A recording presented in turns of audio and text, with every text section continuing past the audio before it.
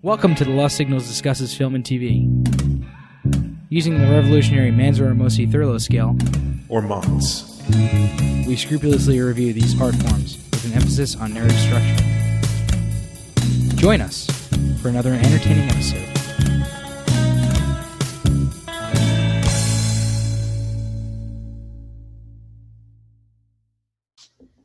Hello, everyone, and welcome back to The Lost Signals.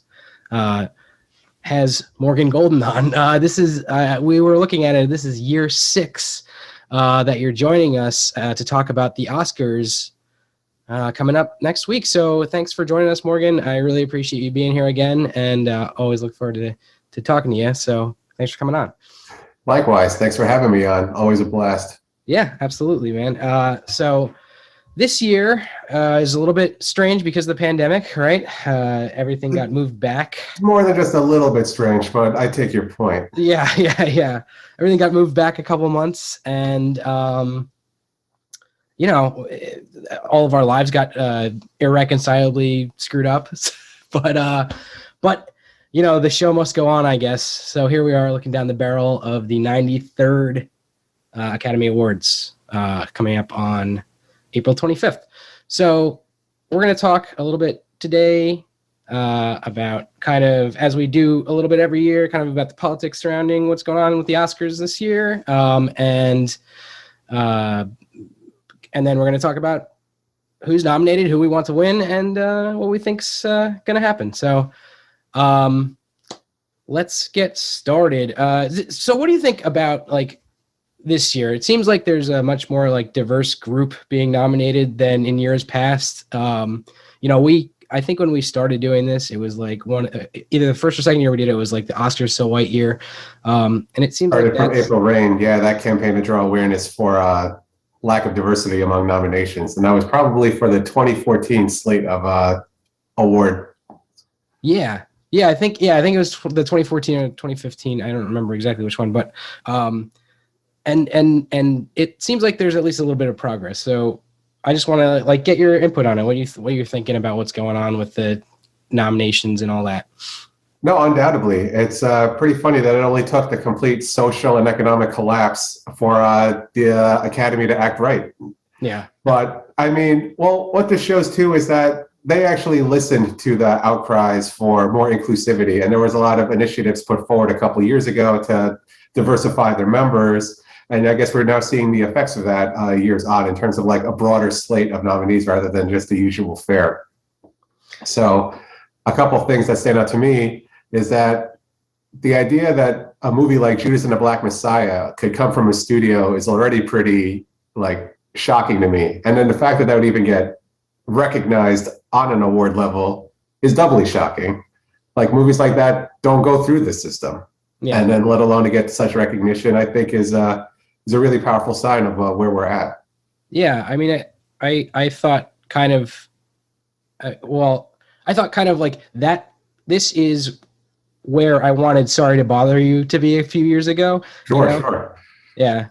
So it is, like, really, it is really good to see, like you said, not only it being recognized and at an award show, but, like, up for Best Picture. And, to be honest, this is I know it's not going to win, but I want it to win. Like, that's my pick. I mean, we'll get into it when we get into the specific titles, but it's like, I feel like I have a 3-way tie in my head, but I want it to win most of all. Yeah. I feel like I need it to win. Interesting. Yeah. I think, well, we'll talk about that in a couple of minutes with Best Picture, but yeah, man. So like, it is cool to see, 2 women being nominated for Best Director for the first time ever. It's cool to see, movie like Judas and the Black Messiah, a movie like Minari being nominated. Like, I don't know if that got a little bump from Parasite last year or what, but it's a fucking amazing movie. It should absolutely be there of its own right and on its own merits. Absolutely. It's great to see a movie like Sound of Metal nominated. I think Riz Ahmed is awesome in that, and, like, great to see him getting some props for his acting because he's been great for a while now, and it's awesome to see that going up there. Yeah, as strong as the picture category is, I think the acting categories too, I'm having a tough time picking like a front runner because there's like a lot that I'd be like, I can't be mad if almost all these people take it, which is really rare going from considering past seasons. Yeah, absolutely. So yeah, I mean, I'm glad. I like to some degree, I always want to keep the pedal to the metal when it's like in terms of let's keep this going. But I do have to give some props to the Academy this year for a great. I think this is the first time I'm doing this. The Lost Signals, where I actually like. And I have my ones that I like better and worse in the Best Picture category, but I like every movie that's in there, and there's usually at least one or two that I'm like, I hate this movie. I don't want to see this or whatever. I was concerned that News of the World was going to be on there this year, and I was like, I don't think I'm going to like that one, but yeah. So anyway, do you want to talk about Best Picture? We could go into kind of the nominees here. Sure. So I'll just list them off, and then we could talk about each of them separately. But it's The Father, Judas and the Black Messiah, Mank, Minari, Nomadland, Promising Young Woman, Sound of Metal, and The Trial of the Chicago 7. And I'm a little bit surprised that they only did 8 this year. I thought that there were other movies, not only like movies that I wanted to get in that probably wouldn't get the call from the Academy, but I thought there were movies that I'm surprised didn't get nominated, and they had 2 more slots ostensibly to put movies in there. I don't know if you know any inside baseball on that type of thing or not, but I wish I knew why the Academy operated the way it did most of the time. But no, I agree. There were so many good movies this year. You could have easily had 2 more slots picked. But no, the crowd that they have is unusually strong. So let's do it this way. I don't know if you have them ranked or not, but okay. I was thinking we would do like, this is kind of what we do usually for our yearly TLS show about the Oscars for the Best Pictures. But what do you think are like your bottom tier, mid tier, and top tier movies from this field? Okay. So like, give me your bottom like 2 or 3. The way I have it ranked in my head, I have bottom tier is this one title, and that would be The Trial of the Chicago 7. Okay, same. I actually did it the exact same way. I was like, all the rest of these are really, really good. That one was fine sort of whatever. I think Chris said he was reading an article that described it as chicken soup for the liberal soul or something like that. That's a really good way of putting it. I think that show is an encapsulation of both the best and the worst of what Eric and Sorkin can do. Because you got some parts that are West Wing and some parts that are the newsroom. And, I left it thinking, well, that was okay. Yeah, I don't egregiously hate it, but I'm not going to rush out to watch it again either. Exactly. If I never saw that movie again, I'd be fine. Yeah. That's exactly how I felt. All right, so that's your bottom tier. So what's on your middle tier? My middle tier, I would say, is composed of Promising Young Woman, Mank, and Sound of Metal. Okay. So what do you? I'm sorry. And also give us a little rundown on those. Yeah. So my ranking in that category would be Sound of Metal, The Father, Mank, and Promising Young Woman. Okay. And The Father in the middle tier as well. Mm-hmm. Gotcha. Which of those would you say which were kind of higher towards it? Or I don't know what I'm trying to ask here. I guess so The Father is going to be in my top tier. So if I had those in my middle tier, it would be all right, The Father was the closest to breaking the, breaking the ceiling, getting in. What do you think of yours were floated more, and which one were closer to the bottom, would you say? I'd say for me, it would be Sound of Metal and The Father towards the top, and Promising Young Woman and Mank towards the bottom. Again, Mank and Promising Young Woman, 2 very good pictures, but I thought weren't completely as successful in what they were trying to do compared to The Father and Sound of Metal. Nice. Yeah, I would almost agree. I think I wavered in my middle tier. I had Mank. I'll go from the bottom up to the top. So I had Mank, Nomadland, Mhm.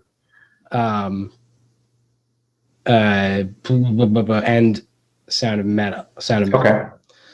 And I was wavering on like Promising Young Woman or Sound of Metal.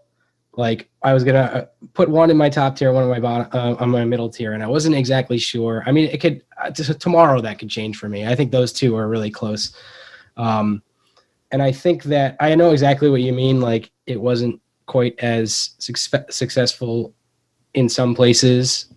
Like the ending kind of bugged me a little bit. Promising Young Woman. It wasn't quite as good as the rest of it. I think.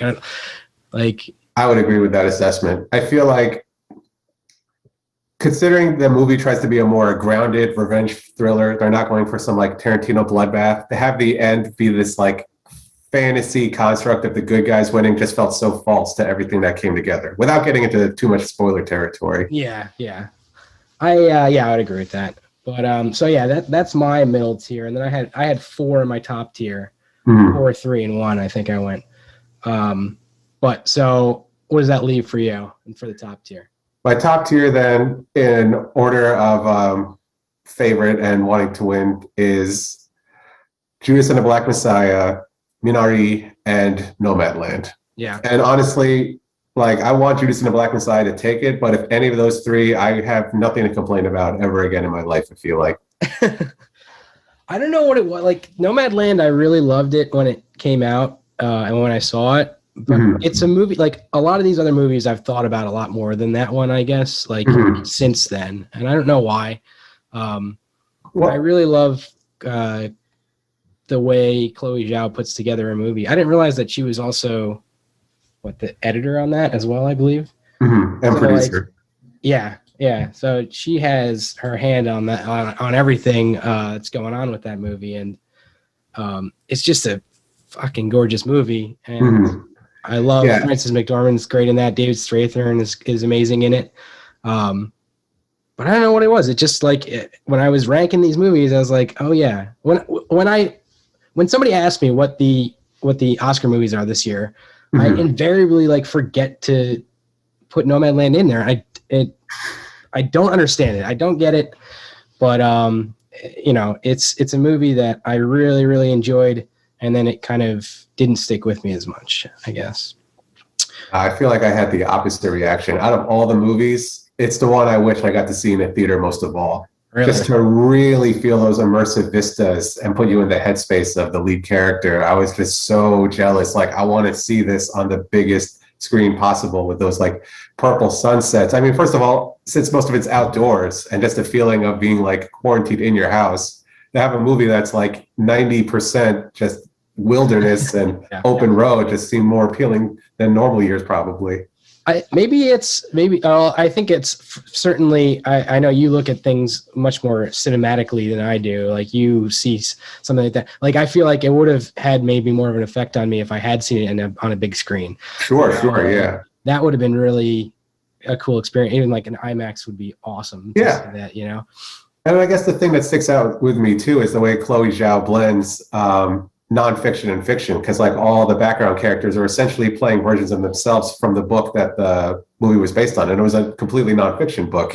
So it's like a blend of documentary and film in there going on as well. It felt like a dispatch from the future almost. I mean, even though I know this is going on now, just with like current economic trends, it feels like this is going to be the reality for so many more people. And just the way portrayed, like the gig economy and all these like temporary living situations and these like nomadic communities. I was like amazed to be able to see that all in like one really like moving and inspiring story.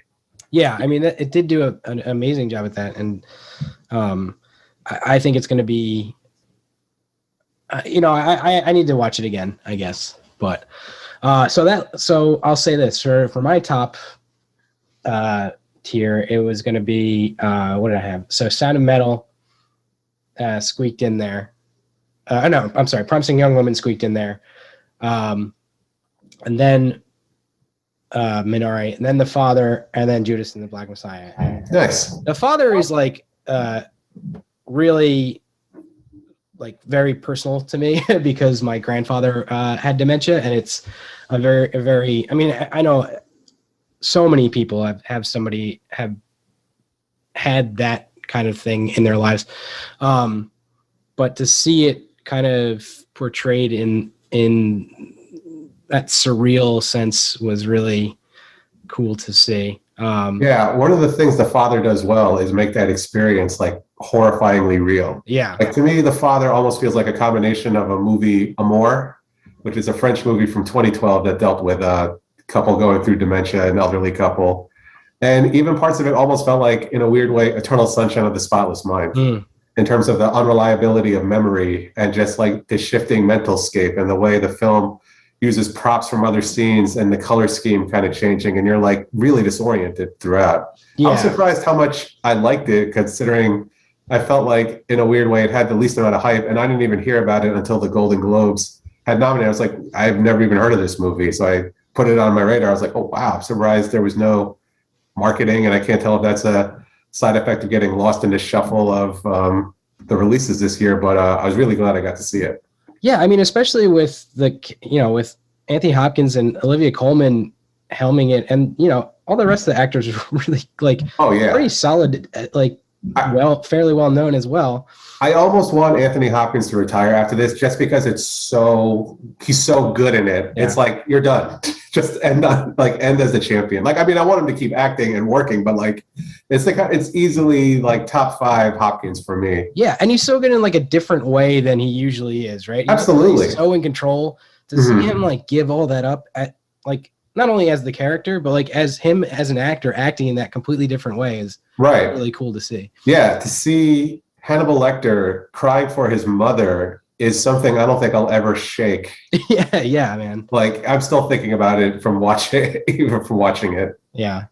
Heartbreakingly good. Absolutely. Yeah, and that's that movie got me. Like I was fucking bawling. But let's talk about. I want to talk about Minari because this one I had heard of like a couple months before it came out, and then I was interested, and I kept kind of seeing little like Instagram ads or whatever for it. And I was like, shit, I gotta see this movie. It's not out yet. Like I kept being like, oh, this isn't out yet. Like, come on, because I had heard all the hype, and I love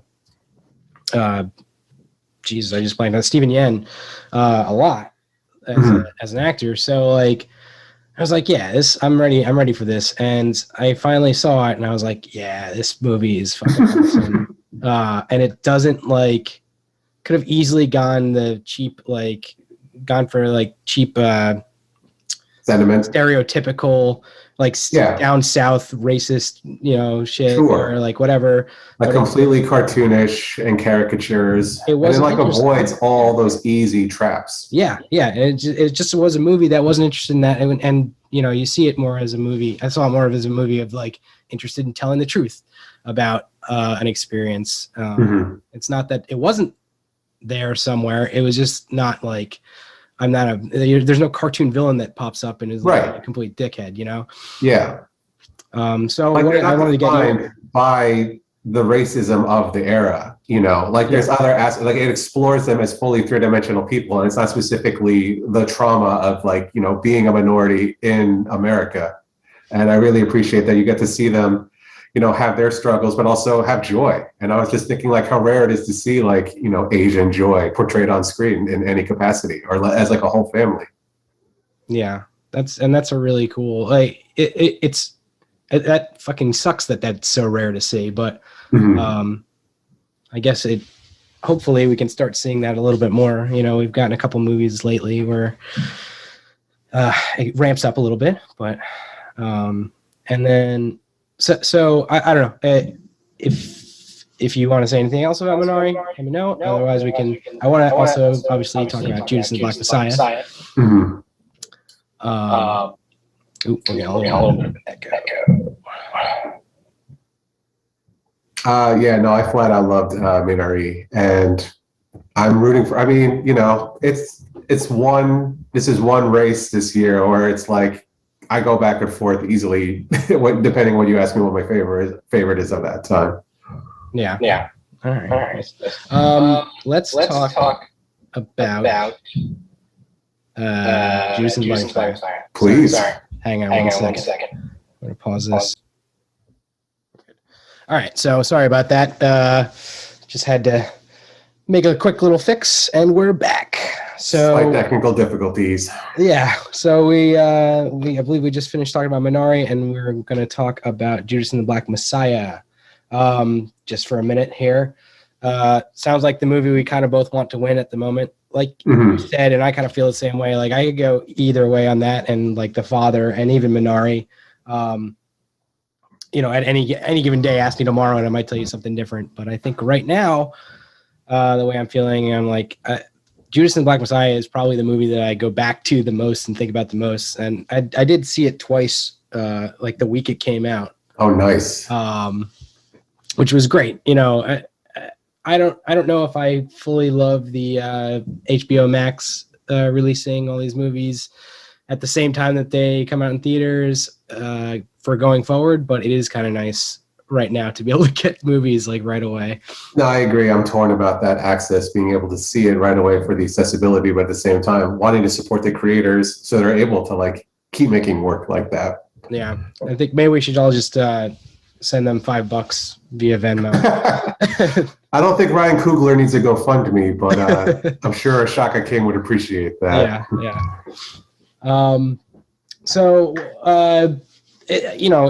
In terms of this movie, I thought it was like just a fantastic like visual Absolutely film, that it looked amazing, and the story is a story that probably more Americans should hear and should know.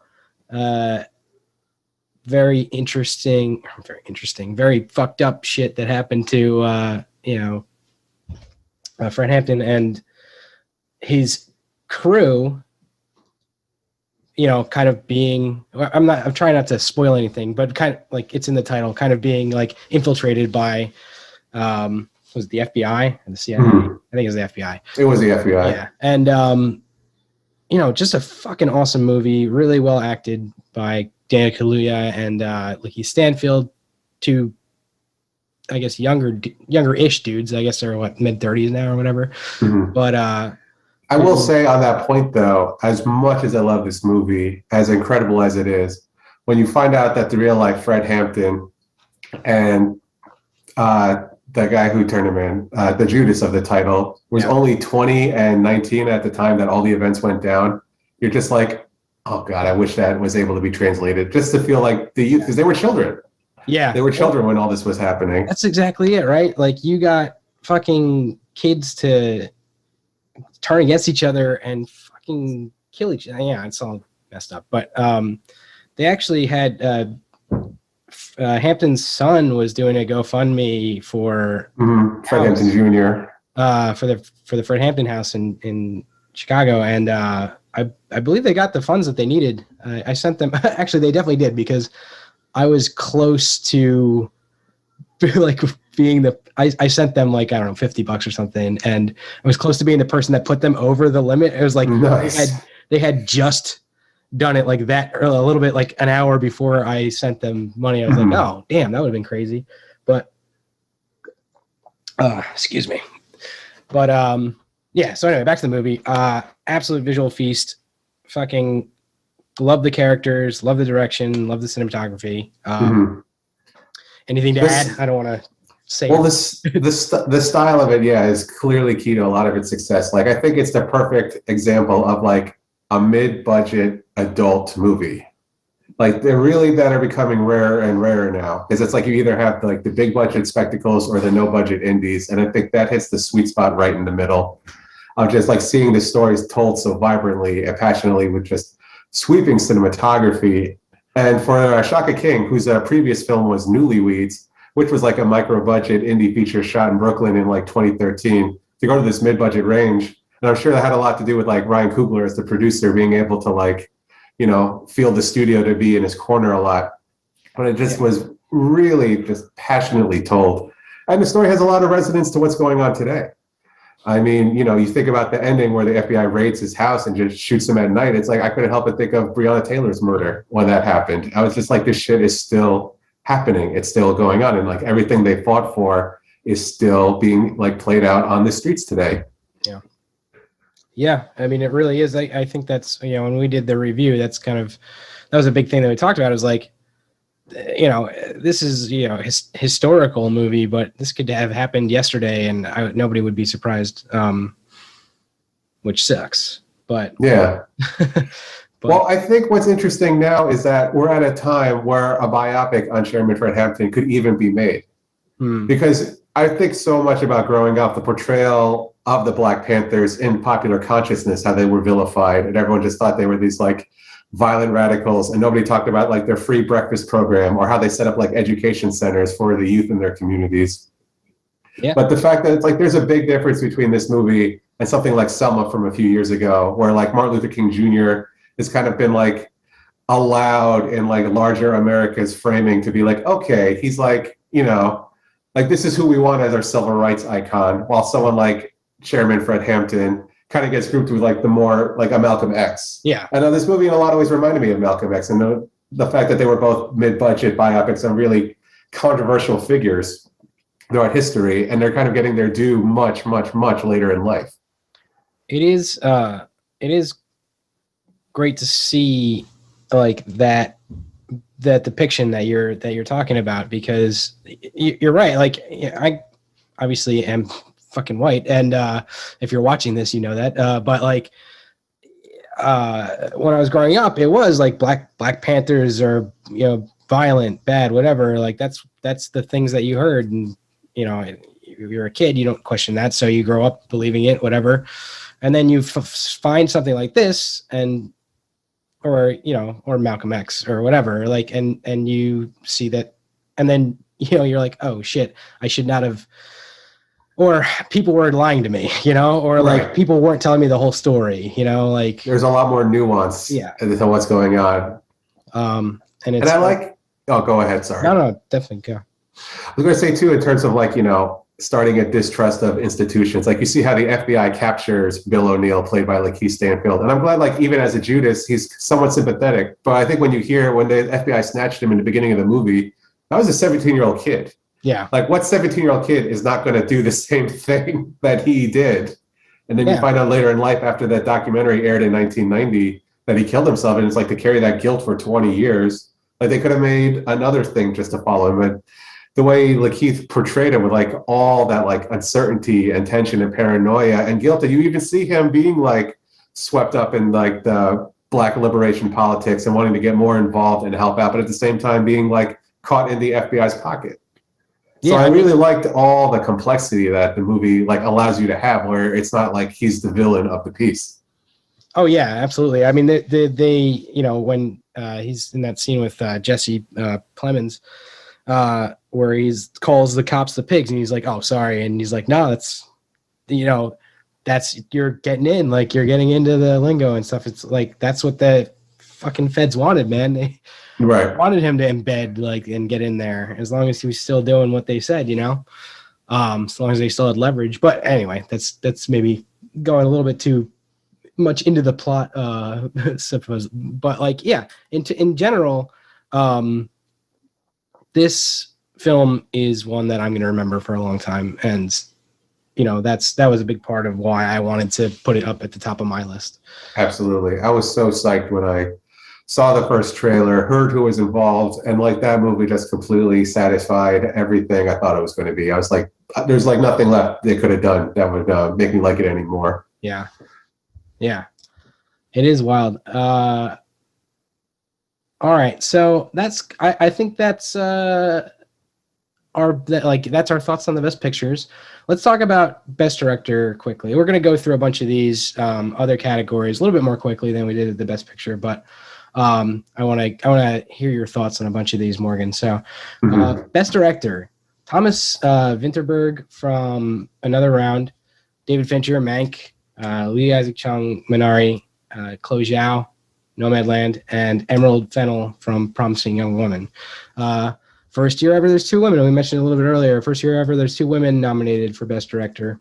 And a pretty exciting crew, I think. It's very strong. I feel like there's no nitpicks you can have with it. Like when I say there's directors that are snubbed, I wouldn't even sub anyone here out. It's like I wish they could make this a 10 nominee category too, just to give everyone recognition. But there's like not a name on there that I would like switch more or less. Yeah, I haven't seen another round. I've seen all the rest of these, but I hear it's awesome. I really want to see. It's really good. Mikkelsen. So yeah, picture like a very dour beer fest. And I know that doesn't sound fun, but it is just great. Yeah. All right. Who's your pick? Who do you want? Who do I want? I want Chloe Zhao. Yeah. I want Chloe Zhao to take it. What I like also about all the nominees is that they're all each their own different type of movie. Like there's no style that really picks up. Like everyone has their own like flavor and texture they brought to each of their movies. Mm-hmm. Like David Fincher is this like heavily like stylized, a lot of emphasis on the artifice of old Hollywood. Chloe Zhao is like kind of like a run and gun mix of documentary and like real cinema verite, right? Exactly, yeah. And Emerald Fennell is doing this very like campy arch style that works for the story she's trying to tell, and Isaac Lee Chung is telling this like very grounded, while they're all beautifully shot, they're all beautifully directed. Yeah. I don't know, it's like they're each their own thing, and I'm glad that each of them is represented on here. Yeah, I mean, I think I probably agree. I think Chloe Zhao should probably win this, but Chung from Minari also, Lee Isaac Chung from Minari also put together, like, I think he would be my second choice. Right. Just the way, like, he's able to get the mix of this really intimate family drama with this sweeping landscape. Because for the family, like, the land is the promise of, like, getting by in this country, like, figuratively, literally, and, like, metaphorically. Especially since Minari refers to a Korean herb that can grow in any environment. Is that I guess I should have looked up the correct pronunciation of the Minari. Is that the correct pronunciation? But it's like he could have taken that metaphor and really pounded it into the ground where it becomes this like really cheap, trite thing. But the fact that he doesn't, I think is a testament to his, really good instincts on a project. Yeah. Yeah, absolutely. It's like also when this was announced, I hadn't seen Promising Young Woman yet. And I was like happy that there was two women. I was like Emerald Fennell. I was like, just based on the trailer and the project, I was like, is it really that good, her direction? I watched it, I'm like, oh yeah, no, this is great. She's got like a mix of Wes Anderson and Brian De Palma going on and for certain sections. It's a really heavily, like, suitably intense visual style that she brings to it. Yeah. So I was like, yeah, no, totally. She earns a slot and then some. It almost had this like slightly like washed out neon feel to it that was really, like, the color palette was outrageous. Oh yeah, awesome.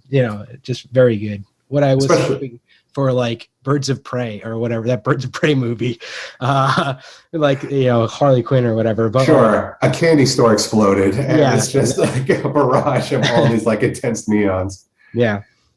All right, so that's the best directors. Let's talk about best adapted screenplay. I hope I don't have to say this too many times because it's way too fucking long, but Sacha Baron Cohen, Anthony Hines, Dan Swimmer, Peter Bainham, Erica Ravinoja, Dan Mazer, Jenna Friedman, Lee Kern all wrote or had some part in writing Borat, subsequent movie film, delivery of prodigious bribe to American regime for make benefit once glorious nation of Kazakhstan. Well, there you go. Borat gets a nomination in the year of our Lord 2020. Yeah. I didn't see that one. I heard it was pretty good, but I mean, no, it's worth watching. It's fine. But for adapted screenplay, and again, I'm like kind of like adapted from what? A sequel? Like sequels now are just automatically in the adapted category? Yeah. All right, so there's that. Christopher Hampton and Florian Zeller for The Father. Chloe Zhao, again, for Nomadland. Kemp Powers for One Night in Miami. And Ramin Bahrani for The White Tiger. Another one I didn't see, but I heard pretty decent things about it. It's good. It's good. It's like the anti-Slumdog Millionaire. Like it's a very gritty Indian drama talking about the caste system, but I really liked it. Nice. Yeah, I saw the trailer for it. It kind of came out of nowhere, and I was like, oh, I got to check that out. But Mhm. I never got to it. So maybe that's one for, the next couple weeks.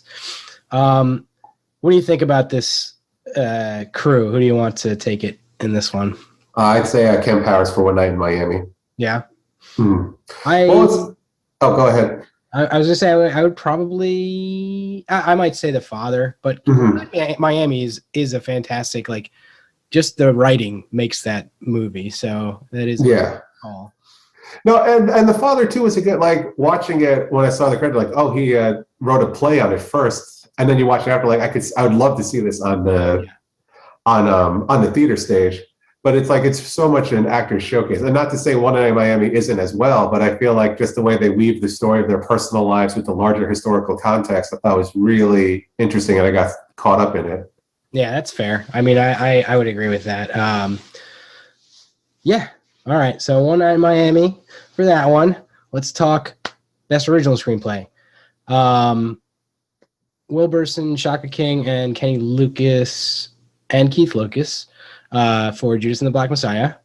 Lee Isaac Chung again for Minari. Emerald Fennell, Promising Young Woman. Darius Martyr and Abraham Martyr for Sound of Metal. And Aaron Sorkin for Trial of the Chicago 7. What do you think? You want me to rank or? I mean, feel free to rank if you want to. I mean, Okay. don't feel like you have to, but if you want to rank them, go nuts. Well, I really want, again, I just want a Judas and the Black Messiah sweep almost. That's the one I'm really pulling for. I think Minari has the strongest chance of taking it. And I will say, as much, I mean, and the other nominees are great as well. But in terms of like the last two with Trial of Chicago 7 and Promising Young Woman, I think for me, some of the biggest issues I had with those films had to involve the script. Yeah. I think like the Trial of Chicago 7, it just gets so saccharine at times and really tries to go for cheap uplift. And for me, the problem I had with the Promising Young Woman script is that I feel like it sets up these scenarios, but doesn't carry them out to their full extent in a way. Besides, like, I guess the ending leaving me feeling hanging. The basic crux of the movie where she, like, pretends to be like completely intoxicated just to pull like a gotcha moment on like her would-be predators, and then she just walks away. Yeah. I feel like the movie sets up, like they set her up as like a medical student, so you think, okay, there's going to be some like kind of anatomically specific revenge coming, but then she just gives them kind of like a Diablo Cody-esque like takedown, and then just walks out of the room and leaving a befuddled McLovin. You watch it and you're like, yeah, but then you think about it like, wait a second, how many times has she done this? There had to have been encounters where like it went really south. You got to think there were times like, these guys are already getting to the point, trigger warning for like sexual assault, but like some of them probably would have kept going with it and not letting her not being drunk, like stop them. And I think like the movie's kind of shies away from that element, or at least specifically tackles it head on. Like I remember reading somewhere that, she has these marks in her notebook and some are red and some are black, and it's never explained. And you see the last two, the ones from the movie done in black, where it's like relatively safe encounter. So I speculate that probably the red marks indicate like, okay, there was probably some assault that happened with those red ones. And she's just such like a out there character that it doesn't even faze her because she's already so like just harm seeking in a way. Detached, yeah, that's a good way of putting it. Yeah, I mean that's a good point. I wonder if it was kind of her trying to walk that like razor's edge of I'm trying to make this like it's still a comedy, like it's a black as fuck comedy, but she was still trying to write a comedy in the end. And I wonder if it was like she thought that might take it too far one direction or whatever. But you're right, that is like there are questions like not everybody would be like, oh well, okay, you're not drunk, all right, fine, then right, my bad. Yeah, and a good day to you, madam. I'll be better next time. Yeah, right. No, yeah, and then you cast like McLovin in there, like what's he going to do? But you figure there had to have been some chance, especially when you see like how many times that she's pulled this. Yeah, like statistically speaking, it would have just been in there. But all right, yeah. So I think I can get with you on the Judas and the Black Messiah pick for that. All right, cool. Let's talk about best actor. Blasted actor. Blasted actor. Best actor. So we got Riz Ahmed, Sound of Metal. Mhm. Chadwick Boseman, Ma Rainey's Black Bottom. Mhm. Anthony Hopkins, The Father. Gary Oldman, Mank, and Stephen Yeun from Minari. And I probably just butchered that again. But yeah, so what do you think? What do you got? Well, it's let's dispel any illusions. Chadwick's going to get it. Yeah. Like, there's no doubt that that's voting happen. against him right now. Who's voting against him? Yeah. And not to say he doesn't. It's a great performance. It's probably the best he's done, and it's sad that he passed away. I mean, it's great that he got to pass away at such a high note, but it's sad that like he's leaving his best work at his end when we could have been seeing so much more of that caliber. Yeah. I guess personally, my favorite performance was Riz Ahmed. Like, I think of Sound of Metal. It's funny, when I was watching it, I thought like that was pretty good. I wasn't completely blown away by it in my first watch. But then the days after, I just kept thinking about it. I kept thinking about Riz Ahmed's character and his situation. And like, even though he's a fictional character, I'm like, I hope he's okay. I'm wondering what's happening. And I just realized like, whoa, that was like the mark of a really good movie. It stayed with me. It got better in the recesses of my mind, like after it played out. And I just really credit that a lot to his performance and his like expressive body language, just being thrown in that situation. It's almost like a horror movie in a way, but to like really showcase like what it is for like the disabled community to go through this, how they live their lives, and like how they function in this society. Yeah, I mean, I think that's absolutely right. I felt the same way after watching Sound of Metal.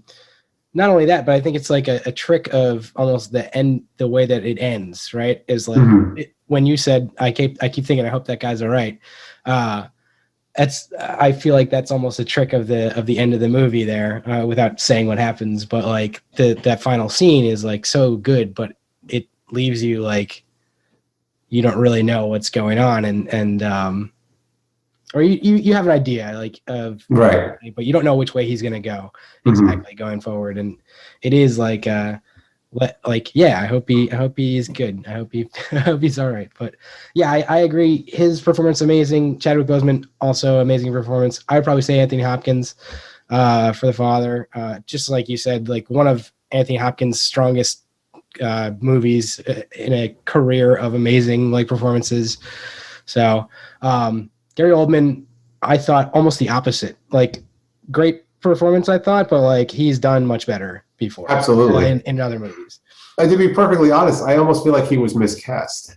Yeah. Like, I feel like he was too old and he wasn't able to portray that kind of like, preening, like erudite schmuck in a way. Like, he's usually the guy you want like fucking shit up as either a villain or Winston Churchill. But like, this should have gone to, I felt like a Philip Seymour Hoffman type. Yeah. I was thinking Jesse Plemons probably would have been an interesting role for that type of character to see what he brought. Jesse Plemons is really blowing up lately. I'm here for it. Yeah, if he's in a movie, it's like almost got a 75% chance of being a great movie. And probably, if not more so. One of, if not my favorite movie of the year, not nominated, but and we'll talk about it later, but the two Jessies combined, how can you stop that power? But yeah, and then Stephen Yeun, of course, for Minari. Yeah, I'd rank that as my second favorite. I mean, I want that to, I'd also be very happy if he took it. Yeah. I would rank Riz Ahmed first, Stephen Yeun second, but it's almost like a hair apart from the both of them. Just the way that Stephen Yeun played like that stern but caring father. It's like you've seen that role so many times, but just the way he makes him so like approachable and human and sympathetic, where it's like you can see like what he's putting his family through, and you almost sympathize with everybody in there. Like, there's no clear villains or heroes of the piece. You just want everyone to be okay, but you see what it takes to get to that state. Yeah, absolutely. It's a hell of a performance. I agree. The very strong. I think all these best actor ones we're gonna say basically the same thing. Very strong, field. But let's talk about best actress. Okay. So, Viola Davis for Ma Rainey, Andra Day for The United States versus Billie Holiday, Vanessa Kirby for Pieces of Woman, Frances McDormand for Nomadland, and Carey Mulligan for Promising Young Woman. What do you think? Where do you stand on this one? for full disclosure, I haven't seen Pieces of a Young Woman yet. Yeah, me neither. Is it Pieces of a Young Woman or Pieces of a Woman? Pieces of a Woman. I'm sorry, I didn't mean to combine that with Promising Young Woman. Yeah. Pieces of a Woman, apologize. I haven't seen it yet, so I can't attest to that performance. I will say for everybody else, I think Andra Day should take it for her portrayal of Billie Holiday in the United States versus Billie Holiday. It is a flat out terrible movie, but she is the sole good part of it. Yeah. Like, she is heartbreakingly good as Billie Holiday. And there's even an interesting overlap with Judas and the Black Messiah, because the movie deals with how the FBI infiltrated her entourage to try to keep tabs on her when she was getting more activist with her popularity. Oh, wow. Yeah, I haven't seen that one either, so I haven't seen two of these movies. But it's a bad movie. I'm just going to flat out say it. It's just like Lee Daniels' obnoxious style. I really, can't get with that filmmaker, but she's great. If there's a reason to watch it, it's for her. I want her to take it, but yeah, she's surrounded by garbage in that movie. Fair enough. Yeah, I mean, for the three that are left that I've seen, I would say I would probably go with Frances McDormand, but Nomadland, her performance in that is amazing. And I thought Carey Mulligan and Viola Davis were both pretty fucking good in their movies as well, but not the same level, Sure. I think the thing with Frances McDormand, as opposed to all her other parts that she plays, is like she really gets to bring such authenticity to this, where you really forget you're watching Frances McDormand. You're just seeing the character of Fern in Nomadland, just trying to live her life and get by. And she's not really given like empowering speech, like something recently, like with 3 billboards in Missouri. Yeah. No, 3 billboards in Ebbing, Missouri. Ebbing, Missouri. Yeah. Yeah. It is like, I like that she keeps doing different roles. And I like seeing her pop up because I always enjoy her movies. You just feel better when you see her on screen. She has that effect. Yeah, for sure. And Carey Mulligan is great too in Promising Young Woman to play such like a trauma-afflicted character. Like she really, I was watching it with my wife, and she's a social worker and a therapist, and she's just taking notes on just like all the patterns that she's exhibiting of someone who's going through this, and just the way she nails like what she sees from some of her patients. Just shows like the specificity that Carey Mulligan brings to that role. Yeah, I mean that's right. And was that in like just her like movements, like her body language, or like her body language, her affect, her reaction, like her indifference, I guess, to what happens to her, just completely, like you said earlier, detached, and the way she carried it. Wow. And then there's like scenes where she'll have that dinner date, her dinner with Bo Burnham and her parents. And then her parents will say a line like, "It's good to have you back. We missed you." And then you really, in like one little line, get to see this like past life, even though you haven't seen anything of that on screen. You're able to like really piece together almost what she was like beforehand. And you can really tell from like her performance alone, just like the history of this character. Yeah. So it's really a really intricate work that she's doing. Yeah, absolutely. I would agree, but cool. All right, so those are our best actress votes. Let's talk about best supporting actor. This one is interesting. Well, you got Sacha Baron Cohen, not for Borat, but for Trial of the Chicago 7. You got Daniel Kaluuya for Judas and the Black Messiah, and Lakeith Stanfield for Judas and the Black Messiah, both as supporting actors. Leslie Odom Jr. for One Night in Miami, and Paul Raci for Sound of Metal. And when we were talking about, we actually recorded our Oscar episode for the rest of the crew yesterday, and we were talking about this, and Chris is incensed that Kaluuya and are both supporting actors and not both. Incensed, you say? Not both in the best actor. And I said I think that the studio submits what they want to go for, right? Like, do you know if that's correct? I'm sure they submit, but I think they probably also do multiple submissions for categories. Yeah, that's pretty much, because when they do their advertising, like the 4-year consideration, they mentioned that, and they might have done it for both categories. And I was like, you know what? They probably were like, maybe we can sneak in supporting, and then we don't have to go against Chadwick Boseman this year. Maybe that's certainly possible. Although I feel like in regards to how they function in the movie, Chadwick Boseman's role in Ma Rainey's Black Bottom is a supporting role. And I feel like Judas and the Black Messiah, and I've heard arguments that say otherwise. I think Lakeith Stanfield should have got for leading and Daniel Kaluuya for supporting. Oh, yeah? Because it's really more through Bill O'Neill's eyes, that movie. He's captured at first. He has to infiltrate. You see him at the end. I mean, that's absolutely, I agree. It's probably more of a semantic argument, like, well, his runtime is this on screen and all that, which I'm sure you could also make that case. But I think like it's Lakeith's movie. I would agree with that, and I think they both.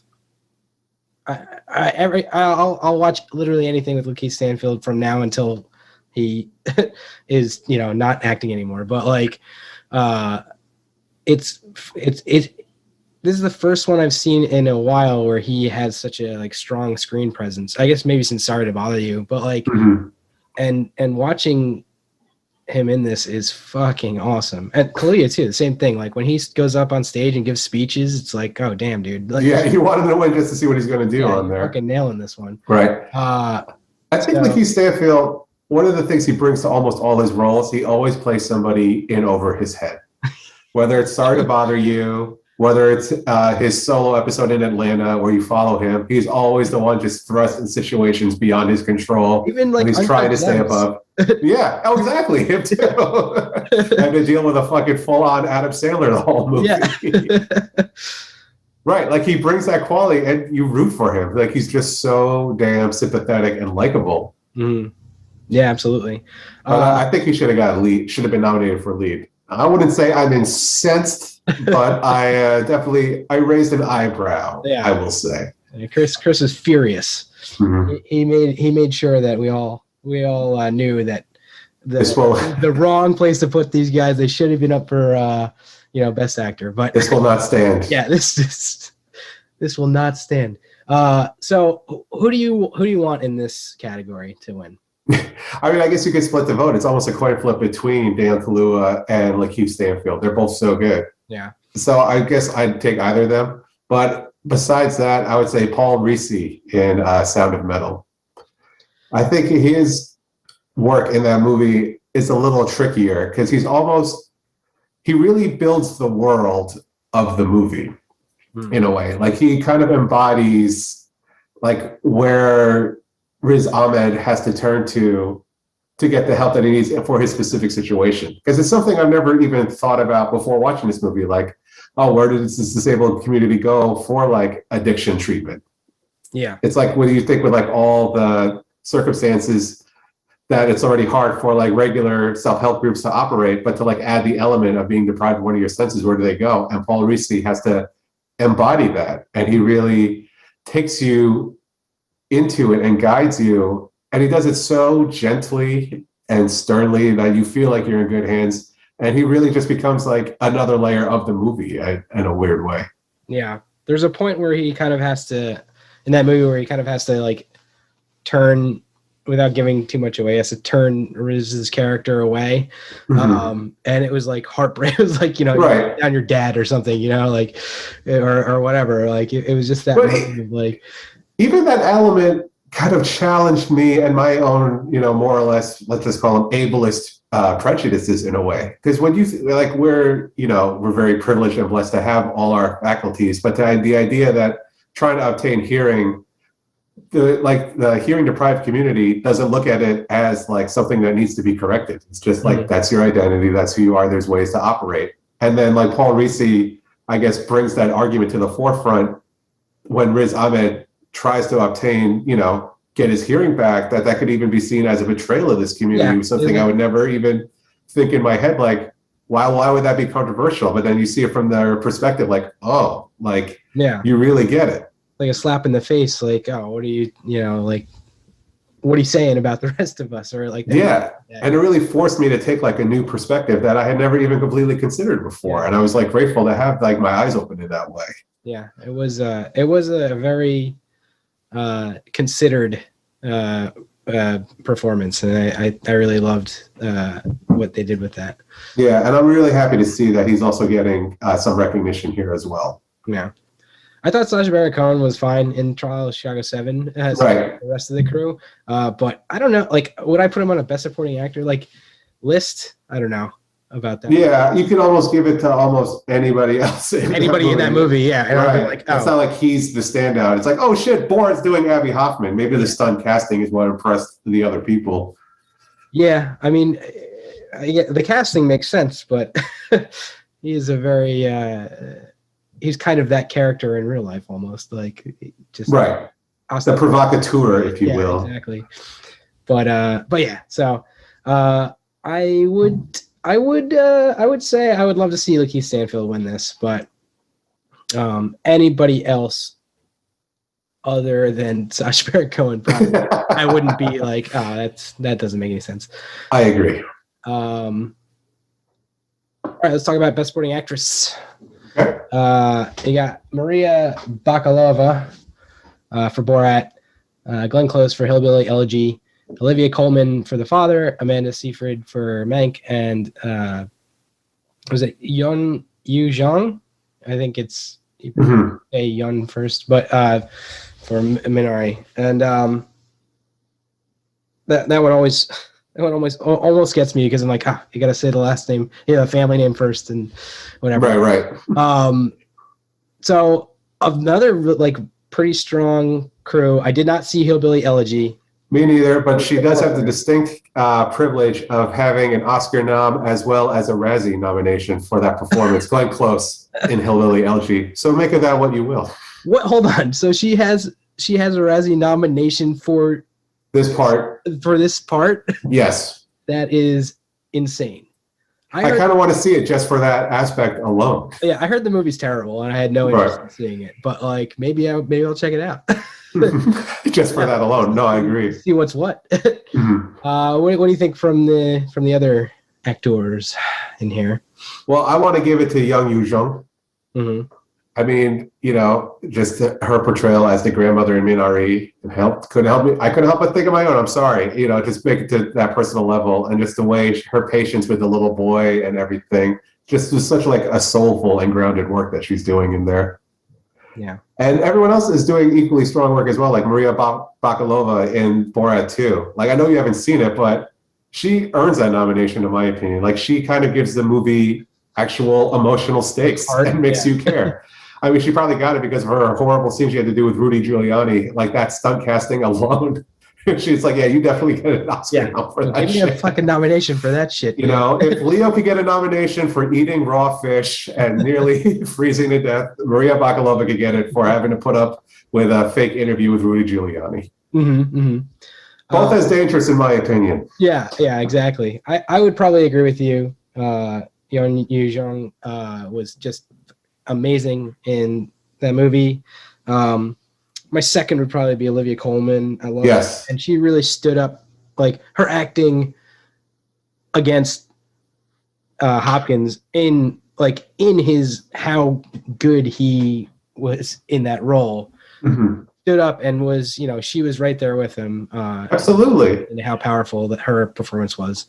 And she just, like, through their body language interaction, the way she puts up with her father when everyone in the movie is telling me she put him in a home and she wants to take care of him, it's like you could sense the history of like their devotion, that they were probably really close, and you see like all this like unspoken history between them, and you're able to really piece it together. And I think she's doing really tremendous work, and she's just a phenomenal actress. I could see her win all the awards too, because she also has really good speeches.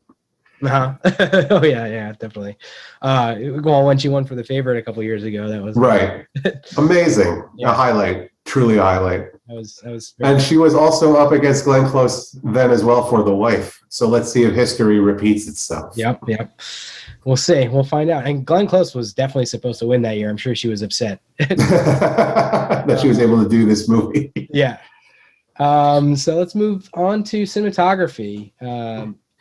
We've got Sean Bobbitt for Judas and the Black Messiah.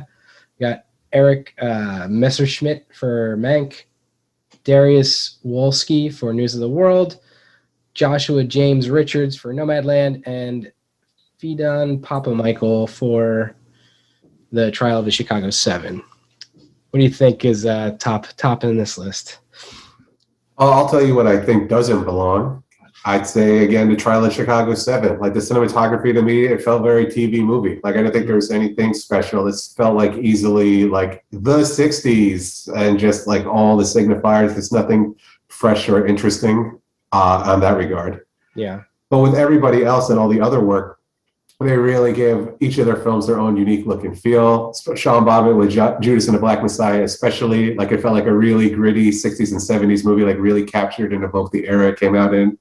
And just like such smooth, graceful camera work too, especially through like the shootouts and the speeches. Like you really get swept up in it through the visual style. Like the shot and scene that I remember is like coming in behind Lakeith in that bar scene in the opening. Yeah, you start out on his feet and you're just behind him and just see everything else, and it's just like one take. Incredible.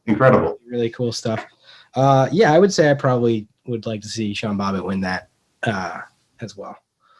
I could go for that or Nomadland as well, especially with like all the really, the natural lighting used in Nomadland and just the nature photography of like all the like wide landscape shots in there too. Just gorgeous. You could take a still from any image in Nomadland and it'd be like such a perfect postcard. Absolutely. That movie looked freaking incredible.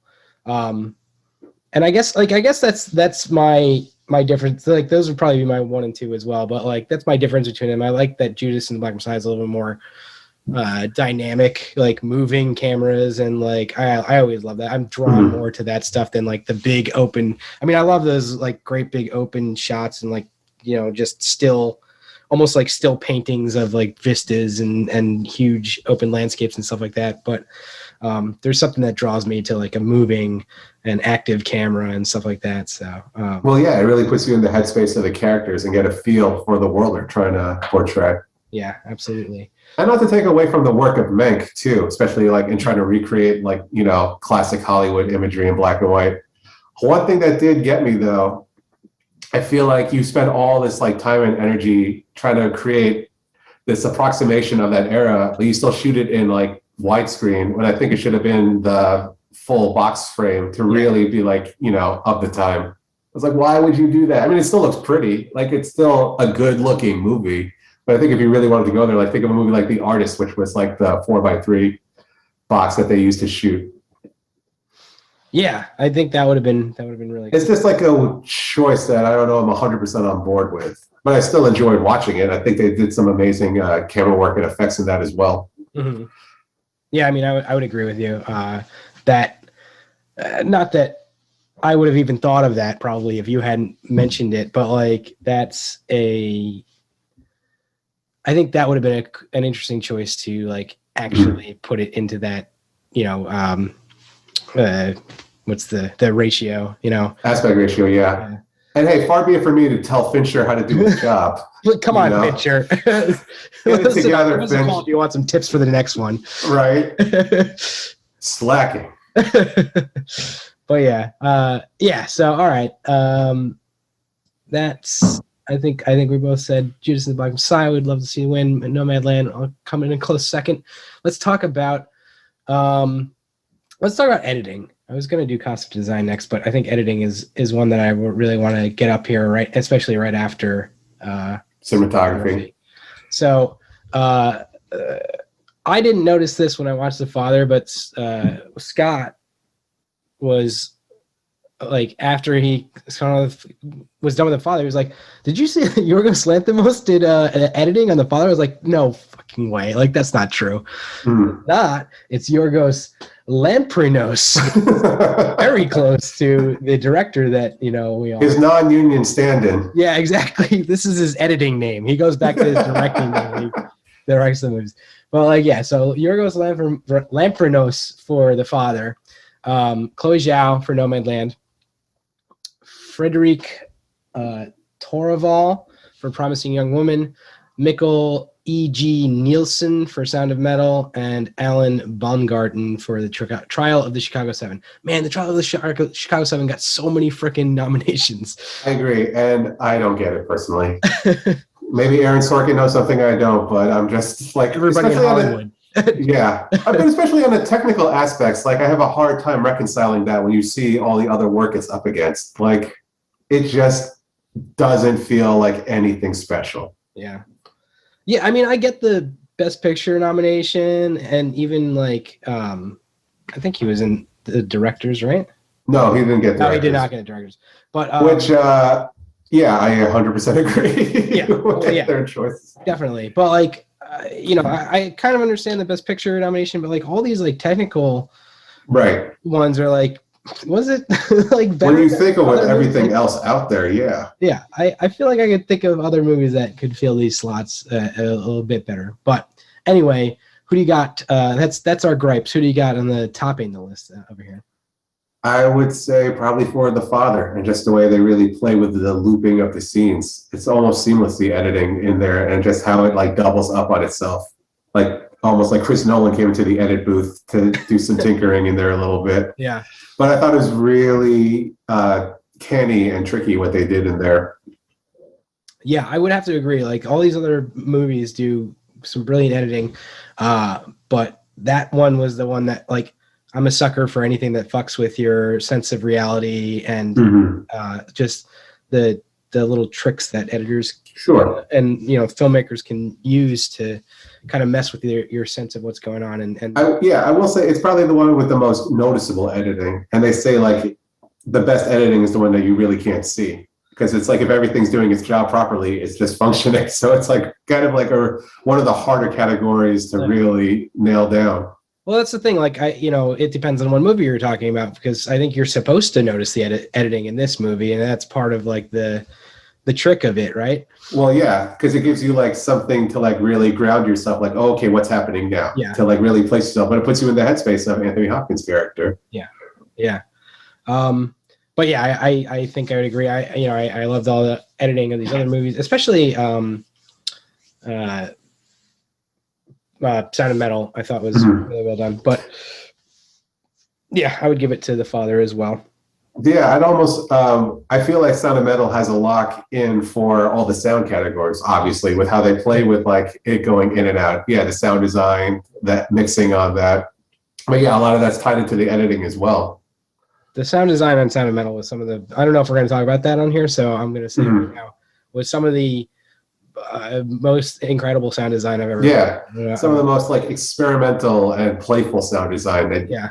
Because of the subject matter, they were allowed to like tinker in that way. Yeah, I feel like they really did things that we're going to see in other movies for a long time, as in some form or another. Right, that's a good way of putting it. You know what? I don't even know if I want. I don't know why I had costume design as one of the categories I wanted to talk about. Unless you're like interested in this, I didn't see. I know you're running short on time. I guess I'd rather cover Snubs if that's okay. Yeah. So all right, we're going to skip that. I do want to briefly talk about, we kind of already did, I guess, the one that I'm interested in, but Best International, I don't know anything about any of these movies except for Another Round, which I really want to see. But have you seen any of them? And I don't know if you've seen any of these either. I probably should have asked you before the episode. Oh, I've only, no, this is the one category I slacked in. I did see Another Round. I really liked it. I wanted to check out The Collective because I saw, again, similar to last year, like with Honeyland, that it's also nominated for Best Documentary on top of Best Foreign Film. So I was wondering if that's like a trend that's coming out. Yeah, maybe. And then I did want to mention, I only saw one of the feature documentary films, but I really did enjoy My Octopus Teacher. It was just like, if you want to just fucking zone out and not worry about the problems of the world for like an hour and a half, it's a good movie to do that. Nice. No, I wanted to see that. I wanted to see Crip Camp. The one I did see was Time. I heard it. And to me, Time is incredible. It's probably one of my favorite documentaries, no pun intended, of all time. Like, you see, you hear about the prison industrial complex. You see something like Ava DuVernay's The 13th, but this one really specifically explores the effect on one family and one woman's crusade to get her husband early release. Yeah. It's one of the most romantic movies I think I've ever seen too, because you feel the years of her putting the time in. It picks up kind of in a weird way where If Beale Street Could Talk could leave off. of like this woman trying to get her husband out of release, except it's, it's a real life story that spans from the late 90s to now. Wow. It's so beautifully shot and just really well done. I can't recommend Time Enough. I would put that also. I know there's no way they'd ever have a documentary for Best Picture, but if they ever did, I would have put that in there as well. All right. Okay. Yeah. Our friend Pam, who I keep trying to get on, she always refuses, but she watches all these damn movies every year, and she was saying that she was like, it's really heartbreaking, but very, very good. So it's so good. You got to check it out. All right. So I don't know if there's any other category specifically that you want to talk about, but we might just move on to snubs if you're ready for it. Let's do it. All right. So give me your snubs, and then I'll say if they're, or like, start listing off and say whatever you want to say about them, and I'll fill in mine because people are here to hear you talk, man. I've already said this on another. Please, you are far too kind, my good man. But let's hear what you think are the snubs this year. All right, I guess the snubs in terms of what I really liked and would also possibly have a shot of being nominated, I would put would be First Cow and Never, Rarely, Sometimes, Always. Okay. My dark horse snub would be I'm Thinking of Ending Things. Oh God, if only, man. I know. Still, like it's a running almost gag for me now. Like the weird, surreal movie is my favorite movie of the year, and it'll never get nominated for Best Picture. Like The Lighthouse, Yeah, exactly. That's too much of a dark horse. I mean, it's not that out there. Adaptation, I think, got a Best Picture nom in 2002, if I'm not mistaken. I know he got it for Screenplay. I don't think it did. I think he was only nominated for writer and director, maybe. No, Charlie Kaufman didn't direct. Spike Jonze directed adaptation. Yeah, that's what I meant. But like, you might be right. I feel like it just felt like it did. You're most likely right. But even then, like, he has a past precedence for getting nominations in the screenplay category. But I really like to have seen I'm Thinking of Ending Things really get some more recognition than it did. Yeah, I actually just read the book. I want to check out the book. I mean, another snub I would have put that would be the adapted screenplay as well, at the very least. Yeah, that's a little bit of a surprise that it didn't get into the adapted screenplay category. Borat 2 is just too strong. I'm sorry. Like, you got to recognize. we couldn't get rid of. There were no movies that we could get rid of off this list. You start with Borat 2 first, and then everything else just fills in because clearly the cinematic genius. Yeah, absolutely. Oh man. But it's like I said, that was my favorite of the year. First Cow, that you mentioned earlier, was a great movie, and it almost felt like an Oscar. Like, I was surprised it wasn't nominated because it left 2 slots open, and it felt like an Oscar movie. The only weird thing is, I think it technically came out in 2019. Or at least like started doing the rounds in 2019, and then it had like an official release in 2020, which is why it was, why it could have gone this year or something. But there is precedent for that. Hurt Locker winning Best Picture in 2009, even though it's a 2008 picture. Like, I think there's some weird rule of like release. I don't know if they had to push it back because everything got pushed back with the pandemic, but it's not unheard of that a movie with like a slightly earlier release can get nominated, let alone win for a later year. Yeah, fair enough. But I really liked First Cow a lot. Yeah, I love a lot of like Kelly Reichardt's work, but that one especially, I was like, oof. It is like it is like a slow burn type of movie. So if you're like expecting fireworks, it's a beautiful story, like friendship love story, basically. Like, right. The relationship between these two is awesome. But and it's just such like a well done period piece. And it's like, this thing probably only cost like a couple mil to make, but they really create this like world of the wilderness during like the 1800s and kind of puts to lie like manifest destiny and what it was really like trying to make it out on your own out there, and just like everyone was for themselves. Yeah. It was very good. And those honey treats that he made looked amazing. The oily cakes? I know. I was like, why did you make that? You would figure some like pop-up shop bakery in Brooklyn would try to like emulate that and at least give it for a weekend. Yeah. If I find any, I'll let you know. All right. Yeah, please do. Hold on to some. Put them in like a handkerchief for me. There you go. Very time specific. And And then never rarely, sometimes always. I actually probably enjoyed this one. Well, enjoyed is a hard term to use with this. It's very difficult and It's bleak, but it's real. It's so real. It's so good. Mhm. I love that movie. Probably it's probably the top of my snubs list that could have possibly made it. Like No, absolutely. really, It's the first movie I've seen from Eliza Hittman. I want to see her other work now after that, but this one I was completely blown away. Yeah, it was very, very solid. I'm excited to see more, like you said. And then I had a couple other movies on here. I don't know if you were going to mention any of these that, at least, so like One Night in Miami, I could have seen. I could have seen that too. I really liked One Night in Miami.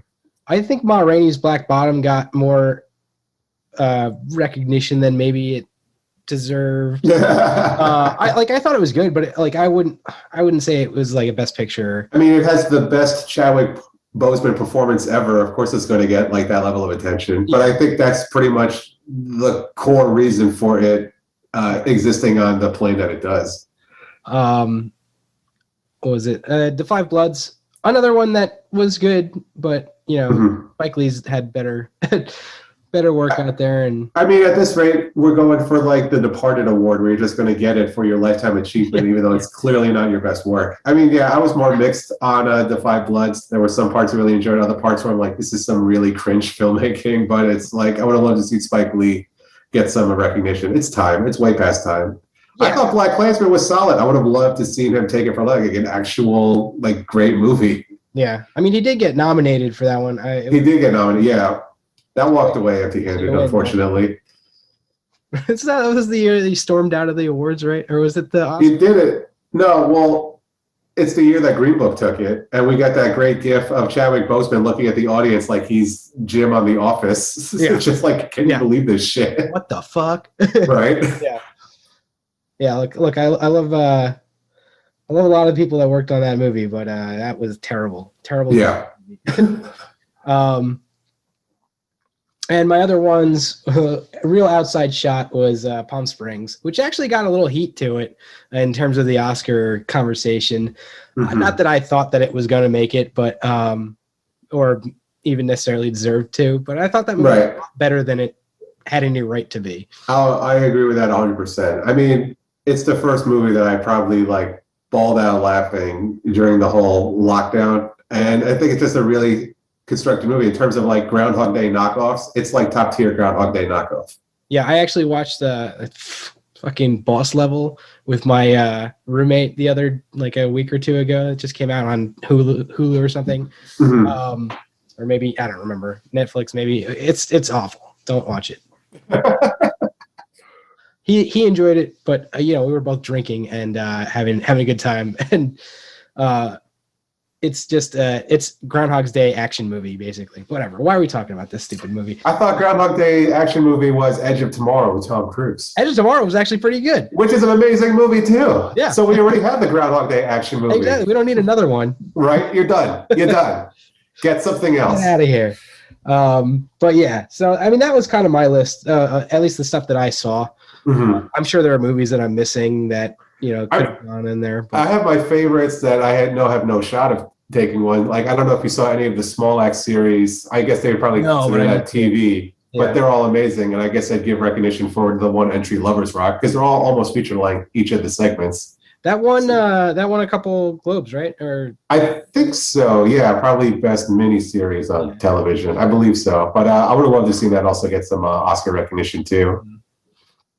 Fair enough. Any others that you can off the top of your head? Let's say I'm Not Your Woman, which was like a nice 70s like feminist action movie that I thought was really well done. And also The Assistant, which is probably in a weird way a companion piece to Promising Young Woman, where instead of like her taking action, she's like privy to the systemic abuse, but it's like if she has a decision if she wants to be a whistleblower or not and completely upend her life. I don't know if you've seen The Assistant, but it's loosely based on the Harvey Weinstein scandal. Oh, wow. And it's just like a day in the life of his assistant, but she's like privy to like all the shit that he's pulling, and she wonders whether to, like, blow up her career to try to take him down, and does she have the courage? It's not like as stylized as A Promising Young Woman. It's almost like if The Office wasn't a comedy. It's just like a very dry, down to earth day in the life, but with all the events going on, you really feel it. Yeah. It was it's another movie that I heard amazing things about, and I didn't get a chance to see it.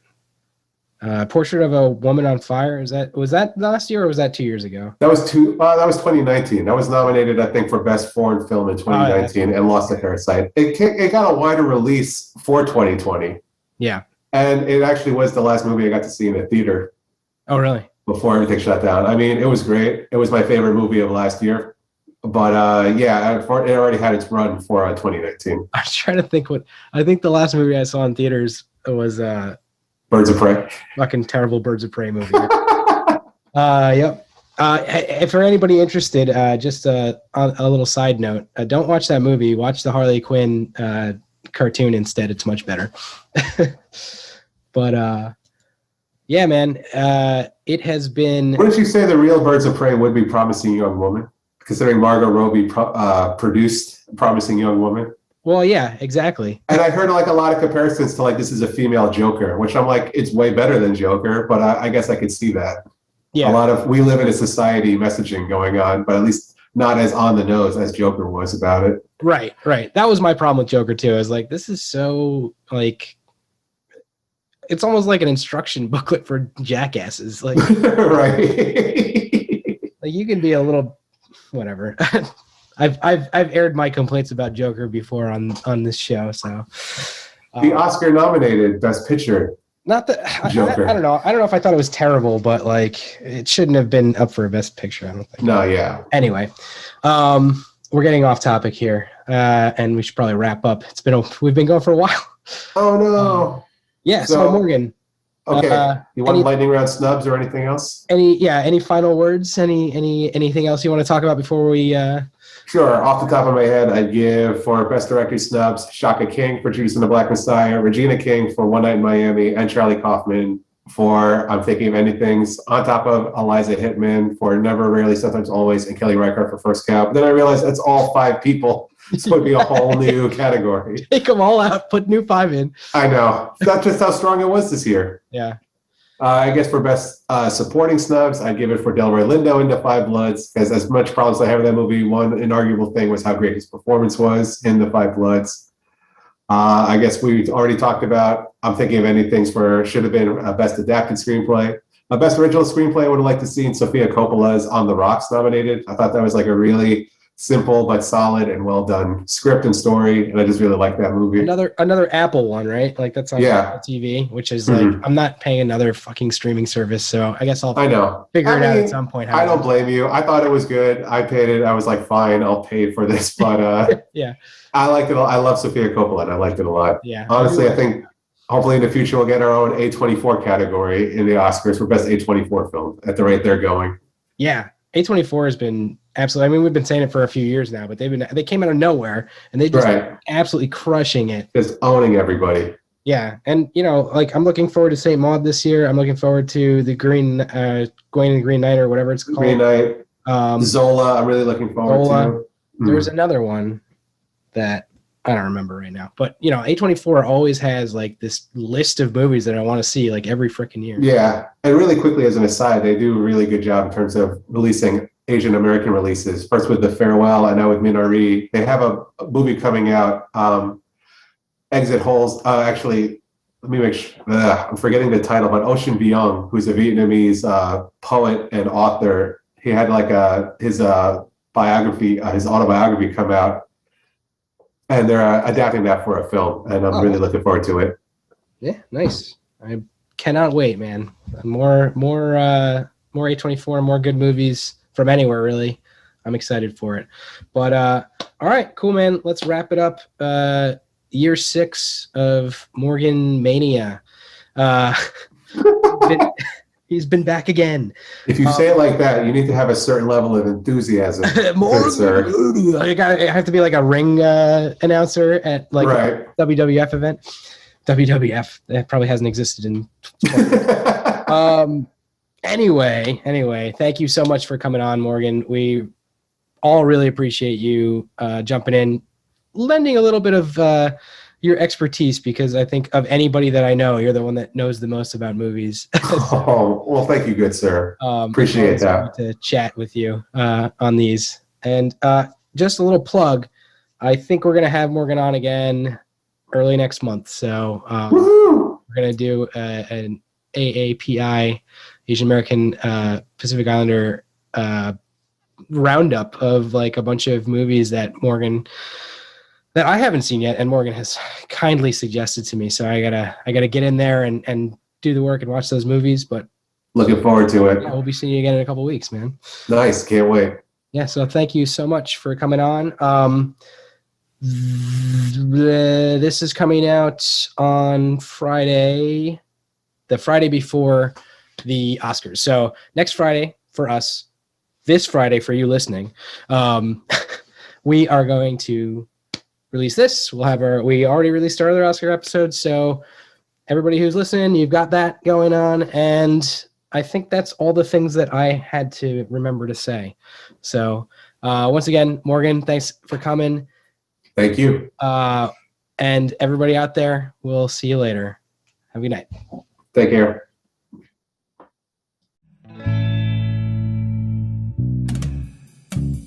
Editing and engineering by Stephen Hermosi. Music by Christopher Morgan. Check us out on YouTube and iTunes for the shows, and on Facebook and Twitter for updates. Or mods?